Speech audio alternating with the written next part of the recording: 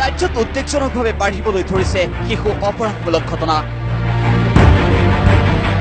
অসম ৰাজ্যিক শিশু সুৰক্ষা আয়োগৰ এটা তথ্য মন কৰক। 2015 চনত শিশু অপহৰণৰ ঘটনা হৈছিল 383টা, কিন্তু 2016 বৰ্ষত শিশু অপহৰণৰ ঘটনা হৈছেগৈ 2970টা। 2015 চনত শিশুৰ ওপৰত চলা যৌন আতিশয্যৰ ঘটনা আছিল 731টা।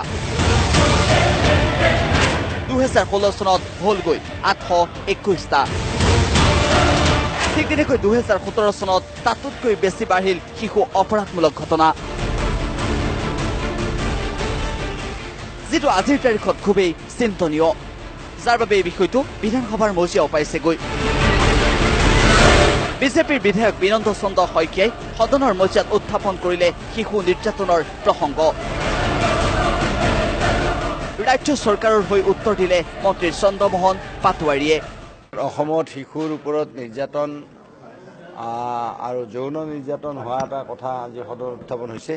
গতিকে এই ক্ষেত্ৰত আমাৰ চৰকাৰ সতৰ্কভাৱে এই বিষয়টো, আমাৰ চৰকাৰ সদায় সতৰ্ক আছে এই বিষয়টো লৈ।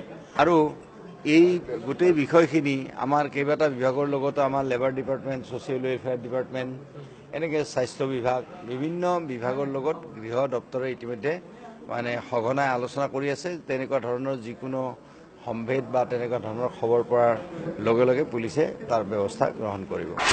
জুভেনাইল জাষ্টিছ এক্ট সঠিক ৰূপত ৰূপায়ণ কৰিব ৰাজ্য চৰকাৰে। প্ৰতিখন থানাত একোজন বিষয়াক দায়িত্ব দিয়া হ'ব। গতিকে প্ৰতিটো আমাৰ জিলাত এনেকুৱা ধৰণৰ আমাৰ প্ৰতিখন থানাৰ ছেকেণ্ড অফিচাৰ যিজন, সেইজন এনেকুৱা ধৰণৰ অপৰাধ নিয়ন্ত্ৰণ কৰাৰ কাৰণে সেই অফিচাৰজনক ডেজিগনেট কৰি থোৱা আছে। আৰু তাৰ উপৰিও এজন গেজেটেড অফিচাৰক সেই জিলাখনত এই শিশু অপৰাধ আৰু যৌন নিৰ্যাতন সম্পৰ্কত এজন গেজেটেড অফিচাৰক ডেজিগনেট কৰি ৰখা আছে। তাৰ উপৰিও 63টা মহিলা গোটেই জিলাখন, গোটেই সমগ্ৰ ৰাজ্যখনত আছে। ইফালে ষ্টাফ কলেজতো বিষয়টোক লৈ দুদিনীয়াকৈ কৰ্মশালা অনুষ্ঠিত হৈছে। ভিডিঅ' জাৰ্নেলিষ্ট যতীন, অমিত আৰু ৰাতুলৰ সৈতে মন্টু কুমাৰ শইকীয়া আৰু ধ্ৰুৱজ্যোতি বৰুৱা, আছাম টক্স।